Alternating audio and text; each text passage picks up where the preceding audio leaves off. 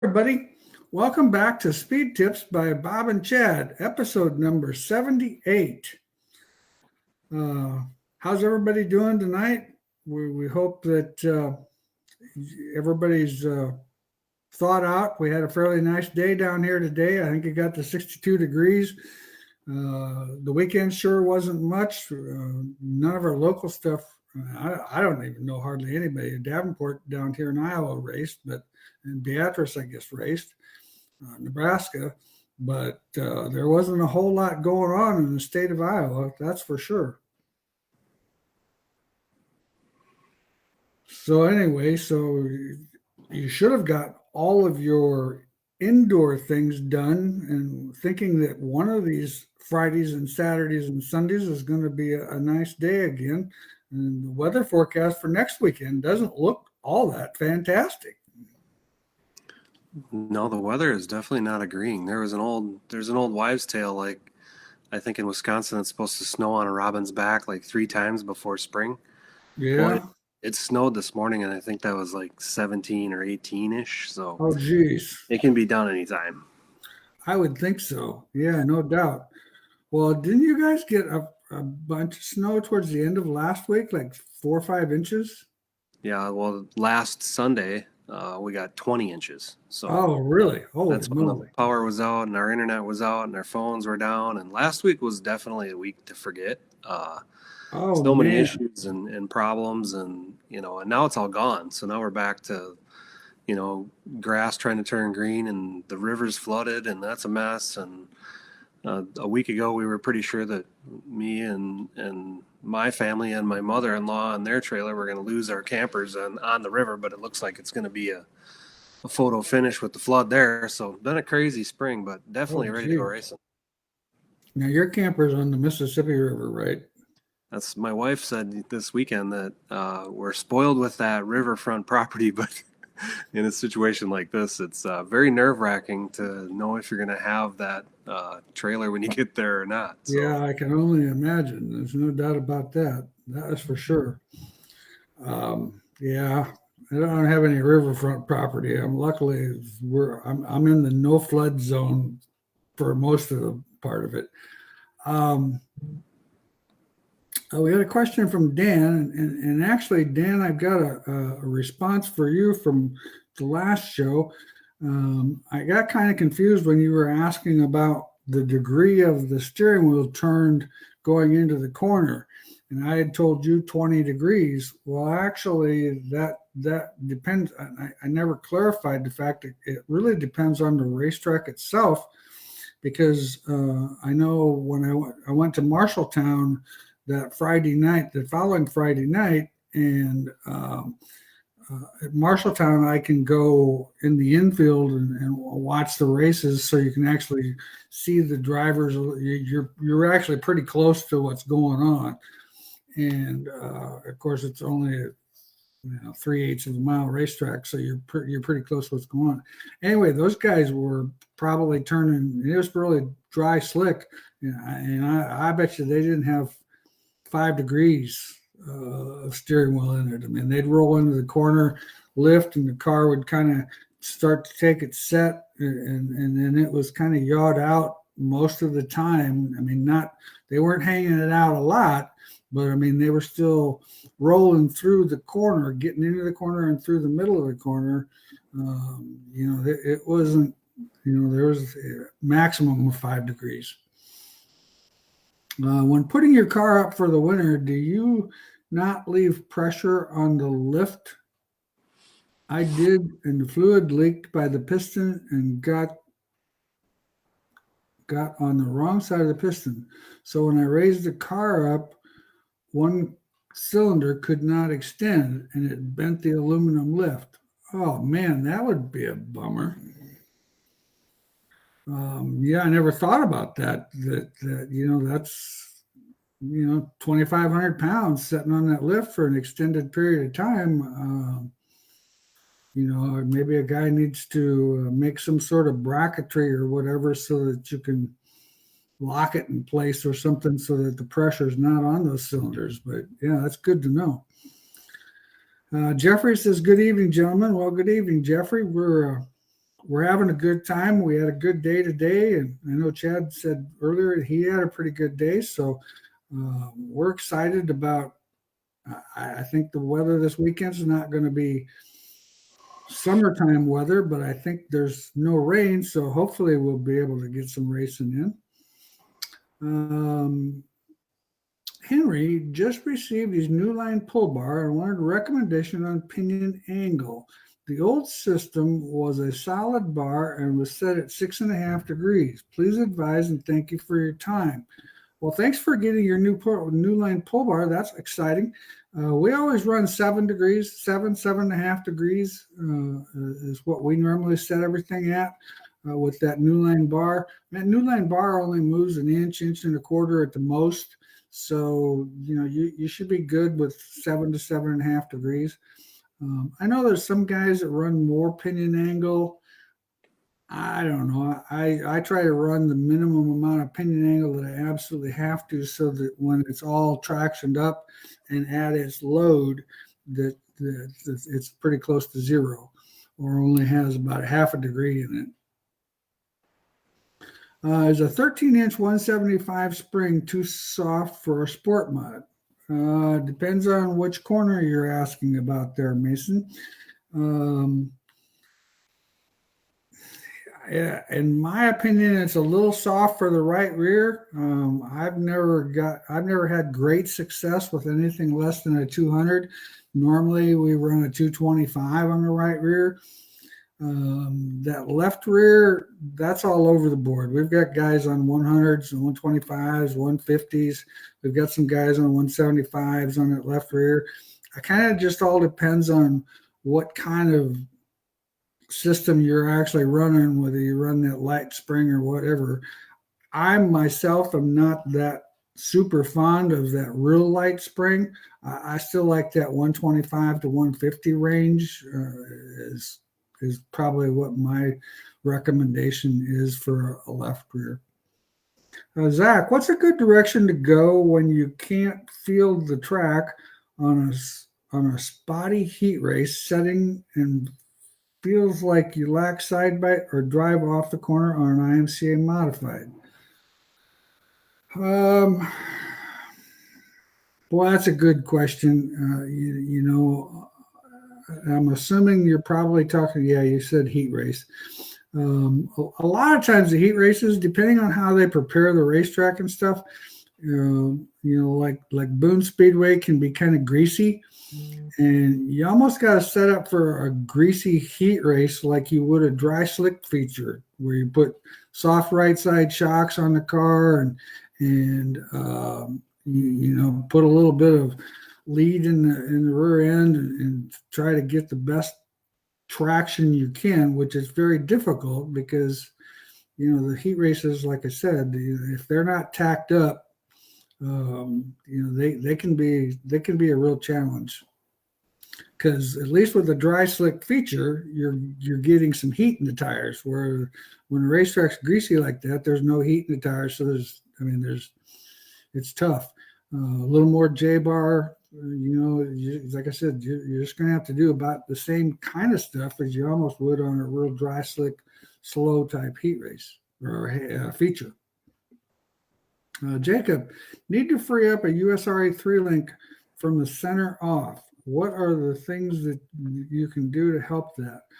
I tell you what, from the center off, I'd probably look at putting some angle in the right rear trailing arm. That to me sounds like that would be a real good idea. A little bit more tire stagger would help free it up off the corner and help it get through the middle of the corner a little bit better. What's your suggestions, Chad? Yeah, I'd like to play with that right rear trailing arm for sure.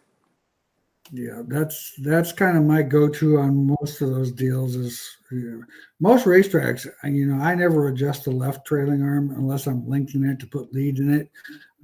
I always play with the right rear trailing arm and moving that up or down, or depending on what I need the car to do. So that's what my recommendation would be.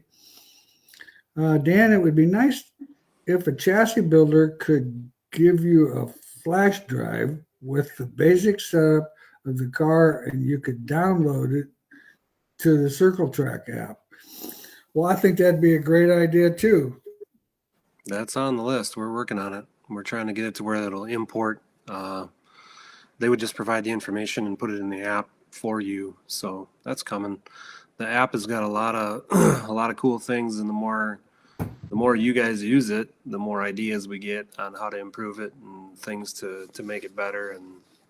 And the chassis setup stuff is definitely one of them. Getting the basic sheets from the chassis builder input into your app. I know that one of the chassis builders is having one of their employees going in to some of the apps and putting all the info in there for each driver. And so, yeah, it's kind of a learning thing as we go, but we're definitely working on something there to import for sure.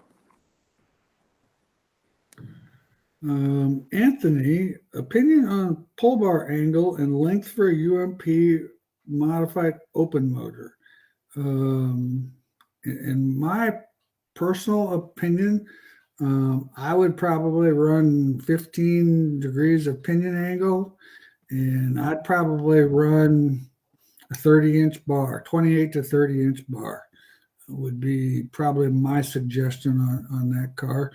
I know, Chad, you work with a lot of those guys more than I do. What? A lot of what we see in some of the UMP cars is where they're real short. The pull bars are real short to get a lot of instant traction, and that's great. You know, you got massive horsepower, so you think you need that short bar to get that instant traction, but the problem is you lose it. So I'm a bigger fan, like you said, like a 30. You know, some of them cars have a 24 in it. If you put the 30 in there and just change the angle so you carry the traction down the straightaway farther, I think you have a whole better balanced package if you try to maintain that traction going down the straightaway and control that instant traction, you know, in a different aspect than a little tiny short pull bar, because it loses the traction so quick. Yeah, that's the problem. I mean, they traction up quickly, but then the traction's gone, and then the customer says, I have no traction once I get up off the corner. Well, that's kind of notorious for a short pull bar with a lot of angle in it. That's kind of what it's supposed to do. Yeah, tuning the length and angle and location is very important. Almost more important than the rate. We're picking up 2,000 pounds, 2,400 pounds. So, I mean, once you tune the pull bar to the rate, if you have a pull bar that lasts, you make more gains by the location and length of the pull bar. Yeah, that's my opinion too. Mason, the right rear corner, sorry, it's too soft, and the right rear load on the IMCA makes it three-wheel really bad and feels unbalanced. That 175 is going to make it feel, it's going to definitely make it do that three-wheeling thing. There's no doubt about that. I would also check to see your rear end alignment. You know, I'd make sure I always string line my left side tires, and make sure that the rear end's not too far to the left, because that will help the car carry the left front too. But that soft spring's it's just not resisting when the car goes through its tractions up and everything, it just falls on the right rear because there's not enough spring there. I keep my car shocks the same all the way through the night and make bar changes or angles and offsets and stagger changes through the night.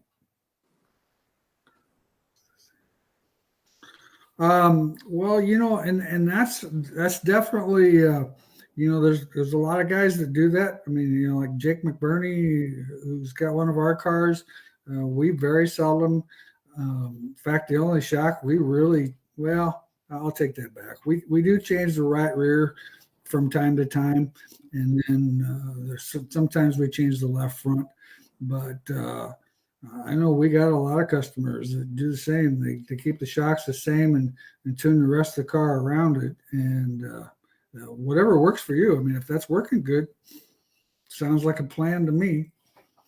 You know, that's one thing about it. The biggest thing that's most important to understand about your race car is understanding your race car. Make sure you understand if I make a change, how this change is going to affect other things, because everything has an opposite and an equal reaction. So if you make a change in one part of the car, understand the fact that can change your balance to the point where making the car unbalanced is going to be kind of like what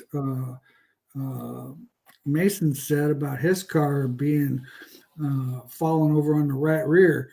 That's just one of those things that you got to have a balanced race car. The car's got to be neutral to drive, so that when you make adjustments, you make minor adjustments. But once again, when you make an adjustment, say if you change a spring, or if you change whatever you might do, change the left rear trailing arm, up a hole or down a hole, or right rear, whatever, understand how that's going to affect the rest of the car, so that you make sure you do the change.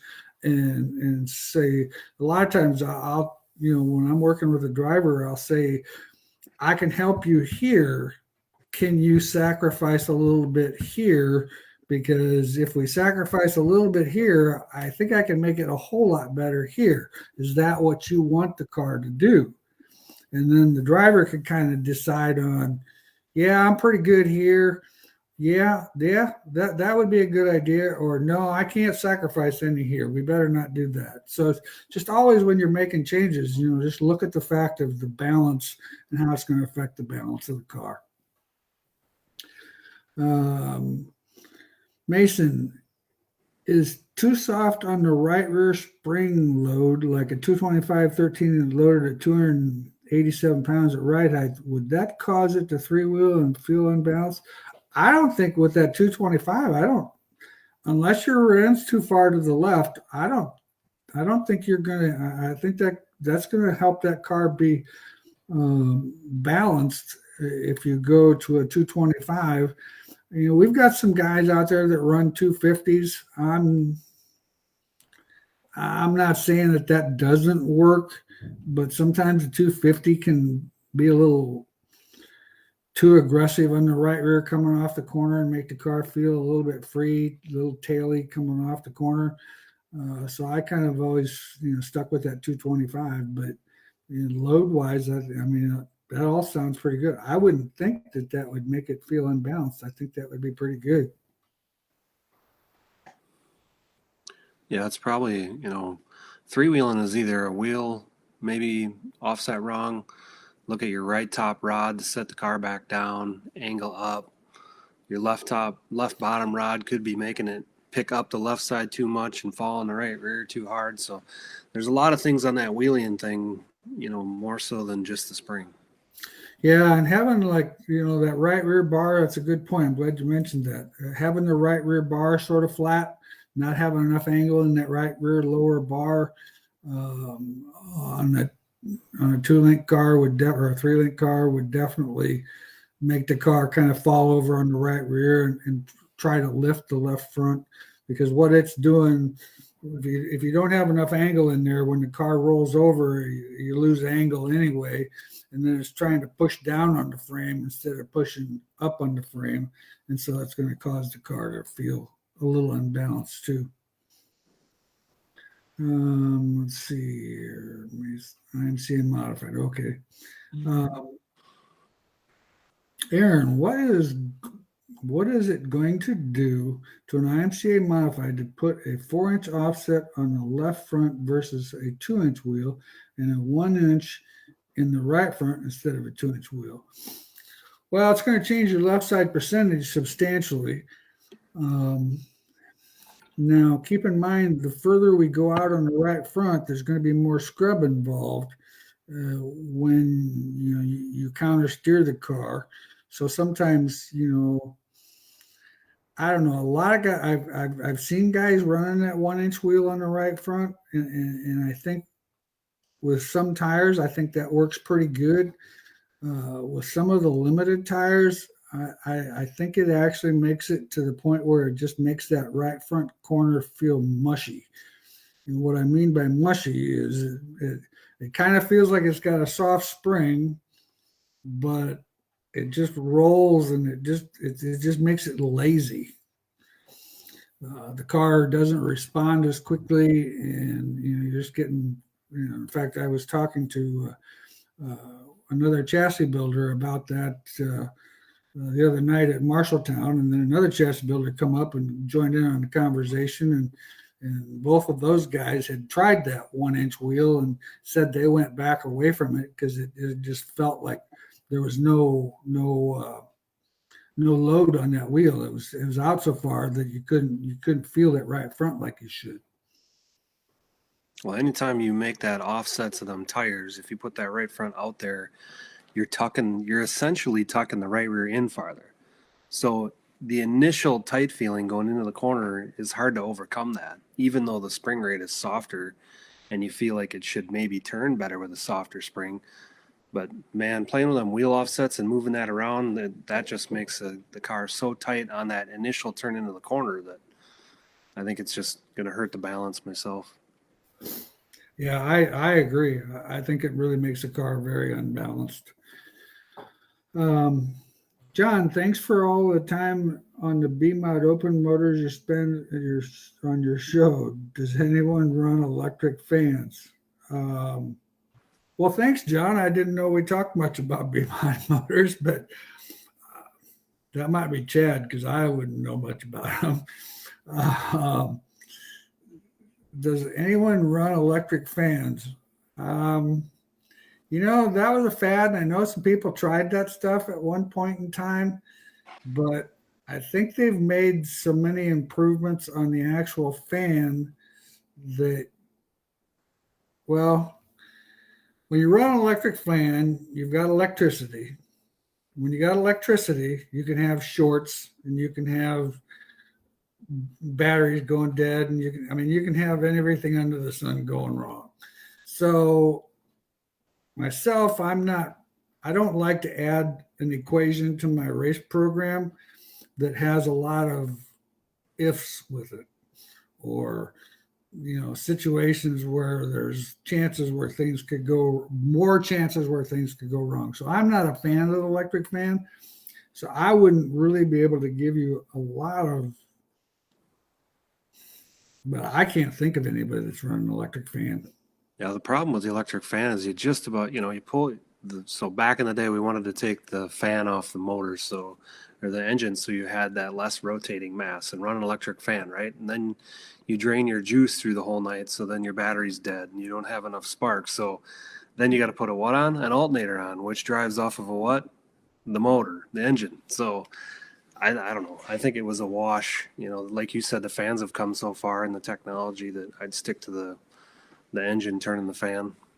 I don't know that white bladed fan that we sell a fair amount of them, and people seem to really like them. I wish I knew their name, but I'm kind of somewhat removed from the actual parts sales of some of these things. I just see the things that are cool and know what sells, and don't know much about it. I just look at it. If it sells, it must be working pretty good.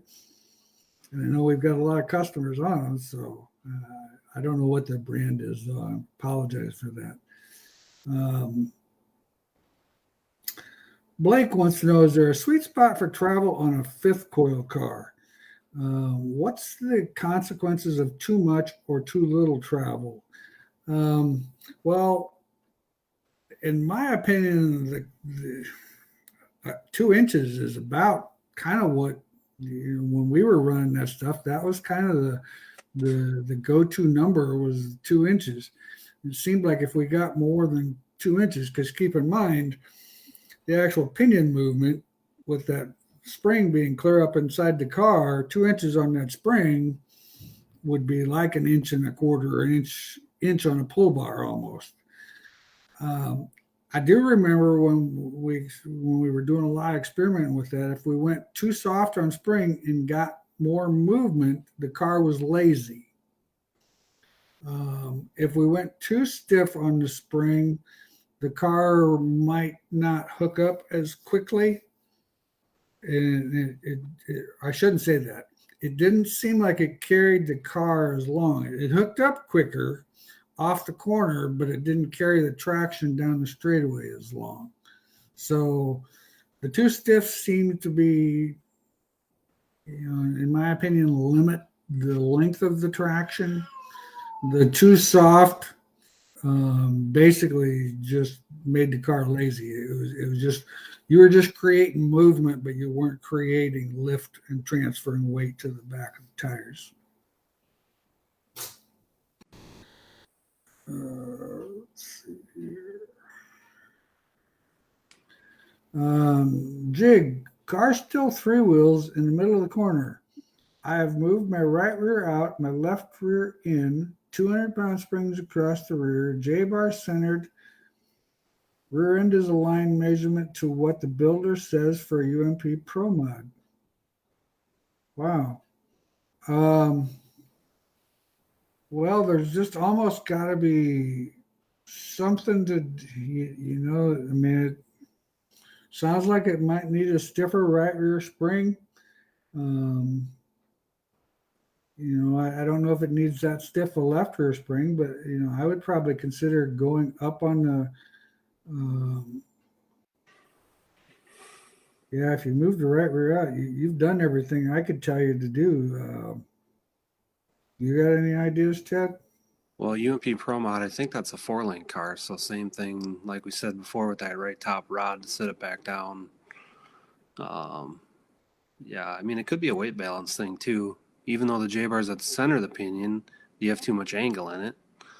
If it is a 4-link car, the left bottom rod could be picking up the left rear too much. So it's got to be something of a little bit of a balance issue there that you're just missing there. But Pro Link is a 3 mod, he just said. Okay, or Pro Mod is a 3-link. I got it. Yeah. So, I would, I don't know what you're running for angle in the right rear bar, but I would probably put that at 8 to 10 degrees. And then the left rear, of course, I like to run the left rear at about 28 degrees.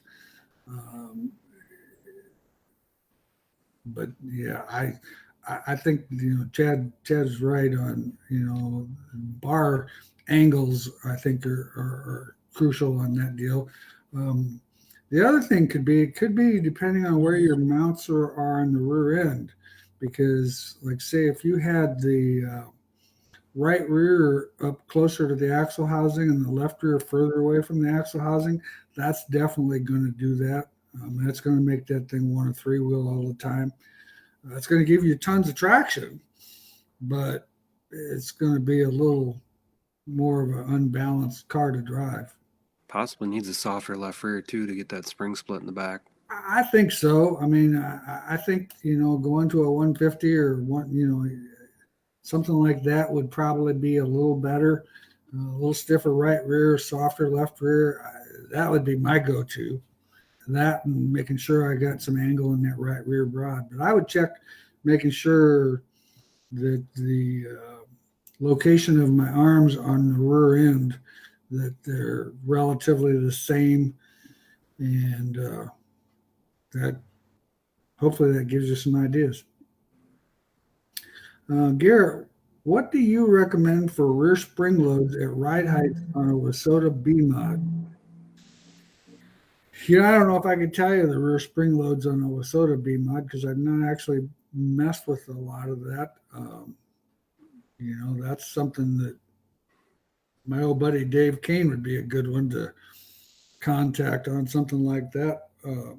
He could give you those answers. He does a lot with those Wasota B mods, and I would think he would probably be able to help you out. Just tell him that the boys on Bob and Chad said to call him. And if he hangs up on you, you'll know, don't believe us anymore. Let's see. Doug. Sport mod. Watching my GoPro, our car starts to turn in good. About the time I turn it back to the right, it gets tight and loses forward drive. 250-pound right rear spring, thinking a 225 would help.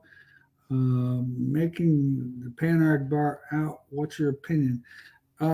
Yeah, the problem you're on the right rear too hard is the problem. I mean, it's moving that right rear out. I don't know if you can run wheels. Well, no, you can't run wheel spacers on a sport mod.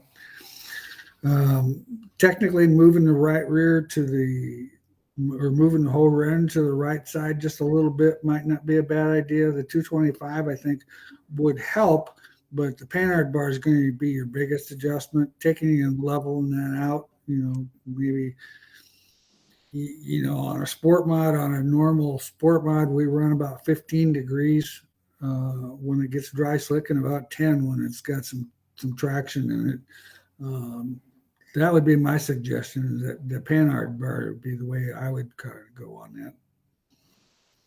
CJ, Chad, rocking the new look on the new hat, looking good. I just cleaned it. It's actually pretty mileaged out. Awesome. Okay. Chad, can you explain what you can do on a Circle Track app a little more in detail than the video shows? I have some drivers down here in Oklahoma that are thinking about getting it. Just wanted to know a little bit more about it. Well, Zach, what do you want to know a little bit more about? Yeah, so all your maintenance, all your setup notes, what you do at the track as far as adjustments. And I actually logged out of mine because I was testing something today, and my login is on my desk.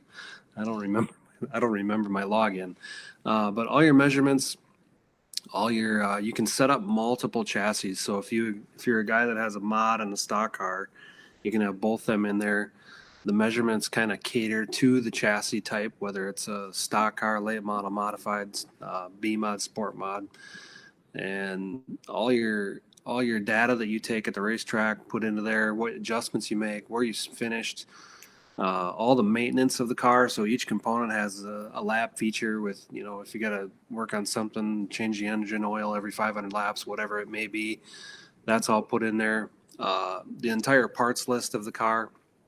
So basically every part that's on there, you can put the part number in there, the website or phone number, wherever you buy it from, which eventually should be a one-touch ordering coming soon. So you could put the company, whether you run Bob's Shocks, it would go right to the website or their phone number. So you could call them right from the app with the part number you got. And then the on-site, at track tuning. So you pick whatever you have. If you have a stock car and you're tight in, it'll give you a list of possible changes to adjust the car to make it handle better. So just a ton of information in there. Some guys are using all of it. Some guys are using just the tuning. We just built one big massive thing, and you just choose how much data you want to put into it and use it. Yeah, I think it's endless on what you can use. It's just up to you on how much you want to use. I know some people think it's overwhelming. There's some of it that sometimes it actually is a little overwhelming for me in times, and then I just have to kind of think back and go, wait a minute, I'm just wanting to answer this question, so I don't need to get all Twitter-pated about the fact that there's all this stuff in here. And you just use what you want to use, and it works really well. One thing I want to tell everybody, make sure everybody, Harris Clash, 105 days away. We're getting ready for that. It's an exciting event. It'll be on IMCA TV for all of those customers that are way out of state or too far to come. Make sure, of course, I'd like to see you come and enjoy the evening with us. It's always a great time. And Chad helps us out quite a bit on that deal. And we have that Race of Champions, and it's a lot of fun, and Deer Creek does such an awesome job. I mean, I couldn't pick a better place to host a racetrack or host a race. I mean, those guys treat you like gold, and they do everything under the sun to make sure everything goes well, and they just put on a heck of a show. So mark that on your calendars. August I think it's August 8th. I didn't look at the actual date. But anyway, coming up here in August, won't be too long before we'll be into August. I mean, this, of course, is April, but it goes pretty fast. 105 days. Okay. Continuing with my new pull bar, the length is 35 inches and running a sport mod with about 430 horsepower. The solid bar was 19 and 3/4 inches. Is the new bar too long? And what kind of changes should we be looking at with the new bar? Old bar was mounted in a different location, and is the reason the two links. Not leaving you out, Chad, but love all my weird stuff and have a lot. Henry, I would probably call Bobby tomorrow. If that thing is 35 inches long, that sounds a little long. I'd rather see you be in that 30-inch range. And it sounds like maybe you got somehow or another you got the wrong tube with the bar, or some communication deal we messed up on there. So give him a call first thing in the morning and tell him your situation there, and tell him that the length is 35. And I'd really rather see you be in that 30-inch range. You'd be a lot better off. Is it a sport mod with a pull bar? That's not even legal, is it? Well, it's he's running a sport mod with 430 horsepower. If it's an IMCA sport mod, that bar is not legal. You are correct. Maybe there's some mod. Oh, he's in Ohio. I got it. Okay. Limited horsepower, limited. 3-link. Okay. Not necessarily an IMCA sport mod then. Okay. It calls it a sport mod, which is maybe what they call theirs out there is a sport mod. And for yeah. Well, originally when I read that myself, I was thinking, somebody needs to ask some more questions here. Awesome.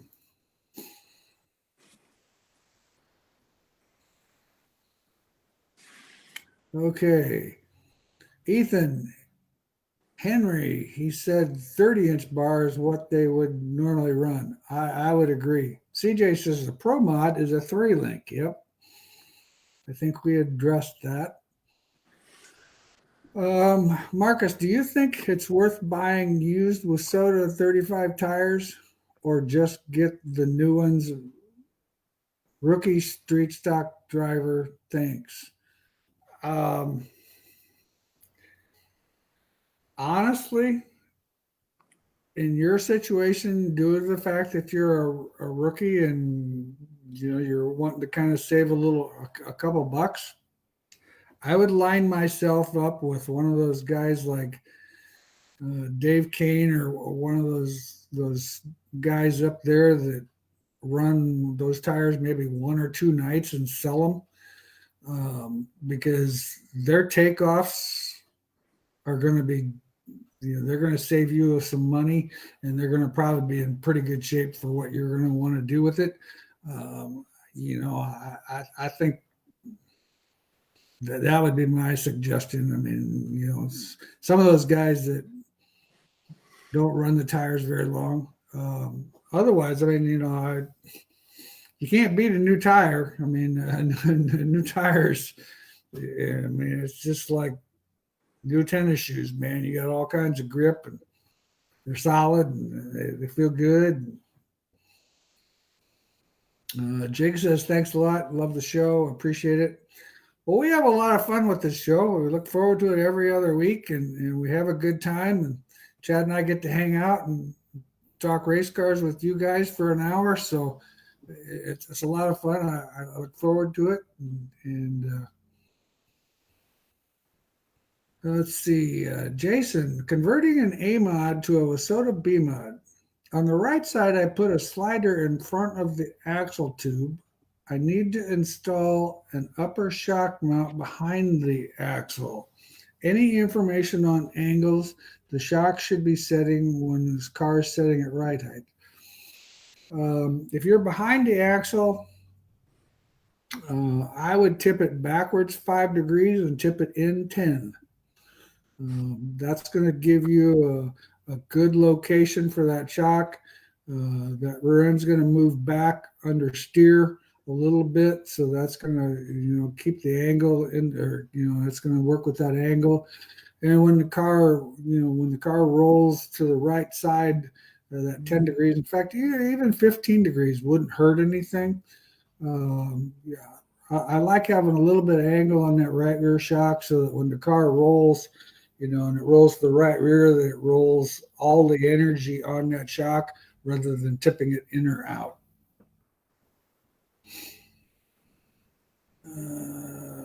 Tim, Jacob Potter, heavier right rear spring, lower the left trailing arm, was having the same issue, and that fixed mine. Yeah, well, yeah, definitely not a bad idea. Thanks, Tim. We appreciate you chiming in on that. Good to know. Good to know. That's a good idea. I never even thought about that, but that would definitely help because sometimes we get too much angle in those things, and then when you get traction in the racetrack, that can be kind of a mess. Okay, Zach wants to know, when do you think the monthly payments will be updated? I assume you're talking about the app where we did it yearly, just be for the ease of just one-time purchase. But we are moving to the platform where it's paid for when you download it because it'll make the process easier. I was stubborn and didn't want to pay Apple and Google their fees, but it's going to be a lot easier. So I don't know if we're going monthly then when we do that, or if it'll stay annually. But I'll talk to the developers there and see what the plan is. I just figured one payment was easier than 12, but yeah, no, we don't need to make the processors rich.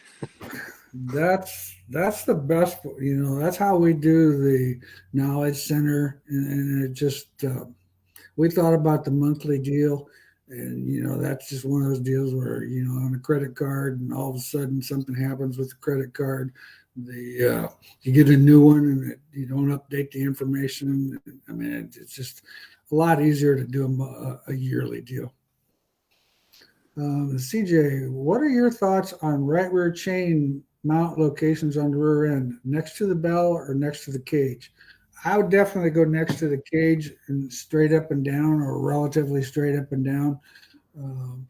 I don't like on the right rear. I don't like getting it in too far. The left rear is definitely a must to be in by the bell, but the right rear, I like it out there by the cage.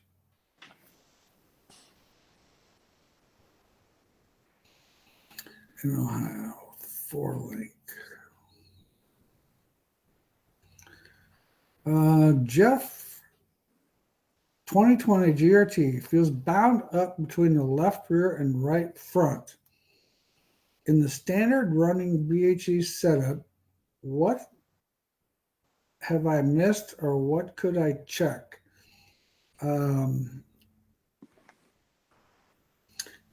Yeah, I just make sure that my pull bar upper link is not doing anything funny, that there's no binds there. Make sure that there's no binds in anything, because I mean, it feels bound up. That could be too much left rear load. You might have too much load on that spring.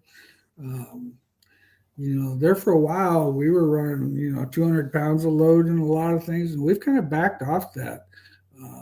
We're back down there to that 100 pounds of load on those springs, just because of that fact that it was getting, the car just felt rigid, and then it wasn't very balanced. So that's some of the things that I would check. Yeah, time to pull the springs out and just run that thing through motion so you can feel it with no spring pressure, so you can move the lowers up and down and the rear end up and down, make sure the heims are all good. Yeah, because there could be there's definitely sounds like there could be a bind someplace, and that would definitely do that. Zach, on an IMCA modified, In both of your opinions, what's the best way to groove and sipe tires, and how much is too much? Well, in my opinion, when you have a limited tire, it doesn't make a lot of sense to take surface away from the tire. So the more you groove it, the less tire you actually have. Siping it, it just all depends on what you want the tire to do. Right front, we sipe it at a 15-degree angle so that when the car goes into the corner and you get under brakes, it helps the brakes. The right rear, we sipe it around the tire and across the tire. Across the tire gives you traction. Around the tire gives you side bite. Left rear, I'd probably do the same thing. We don't necessarily do as much around the tire as we do across the tire. And the left front, I pretty much mimic whatever I do on the right front. That's my opinion. After the tire's used up a little bit, your grooving might definitely help you for a heat race. But don't let anybody kid you that grooving a tire is going to make that car better in a feature on a dry slick racetrack, because it will not. You're taking surface away from the tire, which you don't have a whole lot of surface to begin with. Yeah, and don't sipe to the full depth of the groove, right? You want to sipe for the amount that you're going to take off in that race, basically. So definitely something to watch. I know that we made a sipe setter for setting your blades. A lot of guys are playing with setting that at an angle, so they're doing different depths on their traction sipes so that their leading block is stiffer than so it doesn't flex as much. So there's a lot of different techniques you can do with the siping there, depending if it's a heat race or a feature. But I think the goal always was, when we were racing, to have at the end of the feature the sipes were basically gone. Right. Yeah, that's the best that you can do, or at least by the time you buff that tire again, the next time, that they're pretty well gone. Jim, hi guys. Thoughts on a 4-bar left rear with soda modified? When do you suggest moving the lower bar up, down on the cage? Most seem to be 4.5. Some say to drop lower on the bar rather than raising it on the front. What would your opinion be on that, Chad? Well, you got to be careful, because a lot of guys will move that left bottom rod down on the cage to slow the motion of the cage to get traction. But however, you're putting angle in there, and that gives you traction. But what does it do? It steers a lot more. So what'd you say earlier about the balance, understanding the cause and effect? So I think when you want to lower it down to get the traction, you got to lower it on the frame and the cage so that you don't oversteer. And then you get the slowing effect of the suspension cage and what you want to achieve there for traction without over roll steering. So I can't express that enough. No matter what you're doing on the 4-link, whether it's the right rear or the left rear, to have that baseline steer number of your roll steer. And you're always thinking about that no matter what you do, because that's one of the main things we see is people over roll steer. They'll make adjustments and then they oversteer and they're wrecking their drive shafts or bottom of the drive shaft out. They don't know that, and they have no traction because they just did something to make traction, but they have a solid drive shaft, which is no traction. So it's definitely, the 4-link suspension is the hardest that there is to tune, but in my eyes, keeping that steer in the same spot is critical. So I'm not a big fan of just lowering it on the cage because of that, because it adds drive angle, but it adds so much more steer. So if you're looking for that going down to get traction thing, you got to do it on the frame and the cage, in my opinion. I would agree with that. Tom, 3-link rear suspension, what's the difference of running the lower control arms off the front center of the rear end compared to running the control arm mounted underneath the rear end?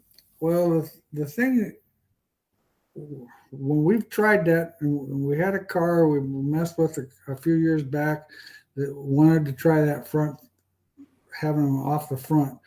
And what that did was it eliminated some of the steer of the car, so it made the car quite a bit tighter.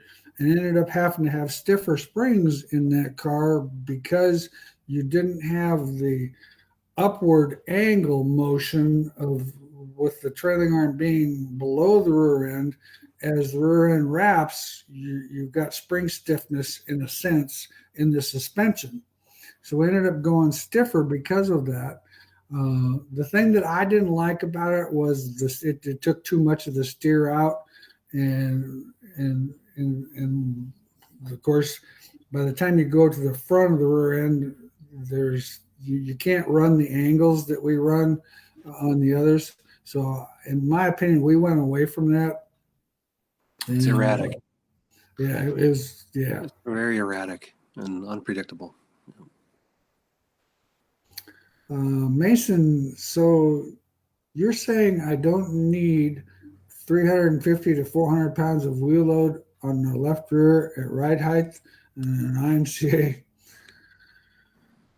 Well, Mason, I'm not saying that you can't run that, but boy, that's an awful lot of wheel load. I mean, we struggled when we went over 200. It seems like, oh, right rear, okay. Left rear that's too. a whole different conversation. I'm thinking, whoa. Left rear, I'm thinking, whoa. Well, I'm not saying you don't need that. To be honest with you, I'm not sure I can completely clarify that for you. I mean, that sounds like, I don't know. You worked with guys on right rear loads a lot? Are we talking about the load on a scale, or are we talking about the load on the coilover? I would think that he's probably talking about the load on the coilover. So I think the 350 is probably the right range there, I believe. Yeah. Numbers are all over the board, but 350 to 400 load on the spring is probably pretty close. Yeah, I would. Yeah, coilover. That's what he said. Yeah, no, that I would have to say no. We must have been confused, Mason. We were talking about something else, and apologize for getting you confused there. But no, 350 to 400 pounds of load on the right rear and right height on an IMCA modified with a 13-inch spring. That's pretty common. Okay, well, we've got just a few minutes. We've got time for a few more questions. If you guys have got any more questions, I'd like to address the load stick, the first recall. Oh yeah, go ahead. The first recall in the history of Wehrs machine. I don't know. A lot of you probably are customers and got the email, but we had some defective load sticks that need to come. They don't need to come back. We'll send you a new one, but what you need to do is inspect the welds on your load stick. If there's any little bit of cracking on it, send a picture, email it to wehrsmachine@gmail.com, and we'll send you a new one. We kind of oversighted the fact that one of our suppliers where we get the nuts to make those from was using the wrong kind of steel, and we totally didn't check what they were using until we had a problem. So it's unfortunate and unacceptable, but we're going to make a better product at the end of the day. So we're eliminating one complete weld, and we're going to machine the tube ourselves and just weld the one nut in the other end that'll be made out of the right steel. So kind of embarrassing. I was really upset. We've had a lot of angry customers, and I understand the rage and the anger because the tools become so handy. But we survived the first 90 years without a load stick. So taking a couple weeks off without the load stick is probably something we can all work through to have a better piece at the end. And thankfully, nobody got hurt. We had one failure, and that's unacceptable in my book. So we had one customer call and was really upset, and I said, just tell the next guy that called that's mad, they should see how mad that Chad Wehrs is. So do apologize if anybody has one. Make sure you inspect the welds on it. If there's any bit of cracking on it, we will send you a free one. No need to send it back. We'll just ship you the new one to replace it. So we got that taken care of. Awesome. And it happens. Yeah. Those things in manufacturing, I mean, it shouldn't, but. Hey, I got a GMC truck. It's already blown the motor, had a wheel cylinder recall, and it's had 3 recalls since that. So, I figure that I'm doing pretty good for one recall in 26 years when my truck's had 5 in a year. So I But can't what even year's your imagine what truck? huh? What year's your truck? A 22. Ooh. Yeah. Ooh. I sure hope there's nothing going wrong with my truck. I had all those problems with my 19, but it had 127,000 miles on it, and then I started having that camshaft failure, and Well, things go wrong with age. We all know that. gosh. Um, Tom, how much caster is too much? I never go over 6 degrees. Our standard setting on a right front's 5 degrees, and a left front is 2 to 3. And it depends on what spindles you're running. If you're running the 3-piece spindles, you will be in that 5 to 6 range. If you're running the actual Pinto spindle, on the right front is 4, left front's 2. But with 3-piece spindles, we go 5 to 6 on the right front and 3 on the left front. Where's 3-link recommendation starting location on the rear end? I'd start them both in the 4.5 middle holes is where I would start. Is that where you start yours? Yep, that's what we do. We start them both in the 4.5. We will adjust on certain racetracks and really dry slick racetracks. We will raise it on the rear end on the right side, but I never change the left side. And we only raise it a hole. We don't raise it very far, just one hole. We go up to a 3.5 of the 4. That works pretty good. I mean, that's pretty decent. So you got any big plans for this next weekend? You going racing anywhere? Or? No, I'm going to a concert in Milwaukee, Shinedown. Awesome. Well, that sounds like that'd be more fun than standing at a racetrack where it's 37 degrees. Well, they already called off the local stuff here, so. Oh, have they really? Yeah. I suppose. Marcus, what do you think I should start out with for wheel offsets on a Wasota street stock big 3/8 half or heavy bank? I don't actually have my book with me, so I'm not as familiar with that Wasota street stock as I should be. If it was a Wasota Midwest modified, I would be 2-inch wheels on my right front, left rear, and right rear, and a 3-inch on my left front. Now, not being as familiar with the rules, if you've got a specific rule that you have to go off of, but that's a pretty good offset package that we run on the modifieds and run on the sport mods, or run on the Wasota B mods or Midwest modifieds. So that should get you something to look at. I'm going to have one of my books here at home because it's in the book, but I don't remember it off the top of my head. Our school book. Cool. 2 weeks. Is that the next gig? 2 weeks. So 2 weeks. Today is the 24th. So we will probably see everybody on the 8th. And hopefully it's warmer. I sure hope so. This is this weekend probably just about that sitting there watching NASCAR races got to the point where there's got to be more to life than this. Not that I didn't enjoy watching the NASCAR races, but still I'm thinking, the dog and I are sitting here looking at each other thinking there should be something we should be doing. Fran, how do you get more dig and drive off the corner? That's a loaded question, man. Jake Tim's been trying to find dig for 2 weeks. Yeah, I just left rear trailing arm angle and a little bit of trail under lead in the car. Those type of things would be pretty good. All right. Well, it's 8 o'clock. We'll see everybody in 2 weeks. We appreciate it. We had a good time, or I had a good time tonight. I can't speak for Chad, but I'm pretty sure he did too. And we'll see. Hopefully, you guys will get to do some racing. Yeah. Thanks, everybody. All right. Thank you.